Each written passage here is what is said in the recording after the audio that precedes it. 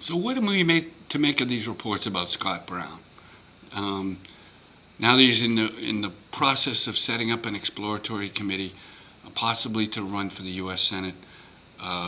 Does that mean he'll definitely run? It does not. What does it allow him to do? Well, he can raise money and he can hire staff. And according to media reports, in the past several days, Scott Brown has been talking with political operatives about perhaps joining him and working on a campaign. He wouldn't be able to do that without an exploratory committee under federal law. This certainly would allow him to do that. But people have set up exploratory committees and not run before. This is about, however, the right amount of timing to set up an exploratory committee. I think one thing Scott Brown did want to do if he ran for this office was not to announce too soon that he was a candidate. And here's the reason why. Under the Federal Election Commission, they file reports quarterly, and the current quarter ends on March 30th.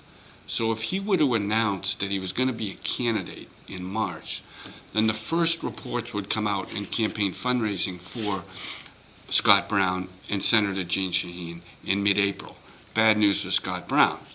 He would not have raised a lot of money. Jeanne Shaheen's been raising it by the bucket load. She raised over $5 million last year and has more than $3 million in the bank. So I think he wanted to wait before making an announcement so that when he did report publicly how the campaign was going financially, the news would be a lot better.